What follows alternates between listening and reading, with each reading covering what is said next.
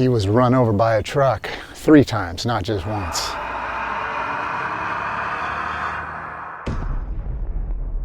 Welcome back to the Aviator Show. I'm Mike Brown. I'm an instructor here at Aviator. I've been here since 2018. Today and throughout the week, we have been having the opportunity to train an individual who came to us with an amazing and unique story. Here's a guy who was a construction worker, somewhat college educated, was a bull rider when he was younger, a real just a go-getter, and had a really severe accident that occurred somewhere around 10 years ago. That accident was, he was run over by a truck 3 times, not just once. He was given a sentence where he would never be able to walk again, let alone be able to fly a power paraglider. Yet here he is. On his first tandem, he did fantastic. We are in the 2nd week and he's soloed. He's done an amazing job. He's flying himself and I'm not giving him instruction at this point. That human story that really kind of digs deep to the heart and soul of every individual who, number 1, has a dream of flying, but number 2, is really concerned and scared about it, but really doesn't know where to go. He stepped forward here to Aviator, trusted us, put his faith in our hands, and he was able to actually achieve great things. We're making sure that he's able to actually buy good gear and equipment. And when he leaves here on Friday, he will be able to solo, and I feel comfortable and confident that he's going to be able to go back to his site and fly and do what he wants to do and the dreams that he has always wanted to achieve, and now he can, which is that of flying. Back in the early 2000s, I traded an old jet ski for a paraglide, and I didn't know nothing about it. It had a reel that went in the rear hitch of a truck with a brake. It was like a front end of an old 3-wheeler, and had a rope on it, and my buddy would pull me around. I'd get up treetop level and go crashing to the ground. Been handicapped since 2008. I'm needing something to take up a little bit of my time. I like paragliding on YouTube, and I tried it last year, and I figured I'd come see if my body could handle it. I spend an enormous amount of time and effort on the outside, not only during the class, but outside a classroom.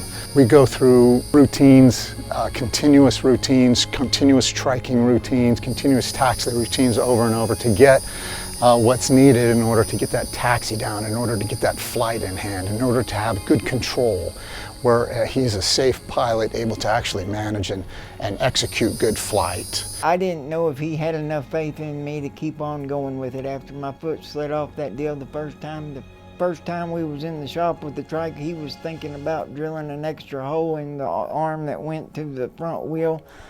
And I was really amazed with the time and effort that he was even putting into someone like me and the abilities that he's seen I didn't have.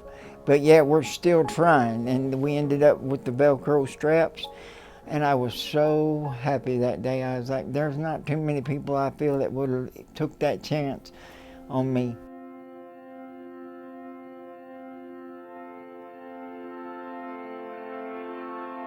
John is he's quite stoic, which is interesting because here's a guy who's been through quite a bit of a turmoil. Here's a guy who's a bull rider. He's been thrown a whole bunch of times. Here's a guy who's working construction, typical, hard days, hard afternoons, hard evenings, and to go through the perseverance that he has to accomplish those tasks. It wasn't like for him, it was exciting, but because it's he's such a stoic individual and a tough individual, it was kind of like, yeah, I think I got this. Not that I want people to feel sorry for me, but I'm trying to do what they're doing, but I'm tugging a little bit behind, Don't feel sorry for me, don't wait for me, but I'm coming, and he said, either you got this or you don't, and I had it.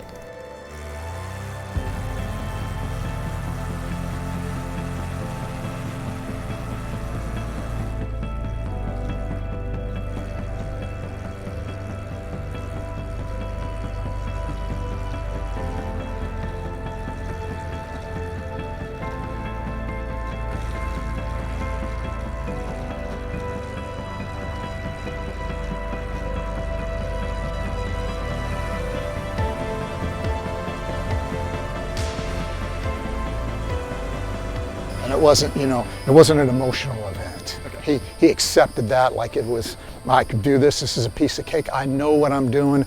I can make it happen. I got this. I tell you, you can believe something long enough, and if you believe it long enough and you believe it hard enough, you'll know something at the end, whether it be you want to do that or whether you don't want to do that, whether you want to get sober, whether you don't want to get sober. You know, Ezekiel chapter 20, verse 19 and 20 says, I am the Lord your God, walk in my statutes, keep my judgment and do them, and hallow the Sabbath, and there'll be a sign between me and you, that you will know that I am the Lord your God. And I am so blessed that I am a knower, because I believed for a lot of years. But you can believe a lot of different things, but until you know something, you're just the same old person. You know, you got people putting up with you, you got people listening to you, you got all these things going on around you.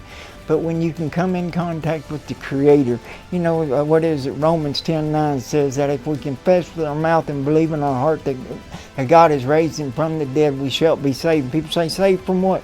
I'll tell you, it's saved from eternal separation from our Creator, and we don't want that. I can't tell you how good heaven is, but I can't tell you how bad hell is. All people need is an opportunity to give God a chance to show something in their life.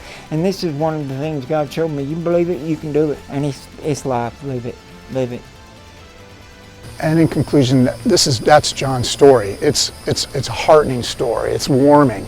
And if you know anybody who has gone through adversity, who has that dream of flying but just thinks he can't because he's held up by physical inabilities. Sometimes we have that ability to overcome those problems so that he can achieve that objective of lifting off the ground for the very first time and feeling what it's like to experience that flight, and then making sure that he's a safe pilot, he's a good, strong individual, pilot-wise, making good judgment calls, gets back to his landing zone, and he's able to fly independently and solo. Thanks for trusting us here at Aviator to learn how to fly. We deeply appreciated every experience that we had together. And thank you. My pleasure.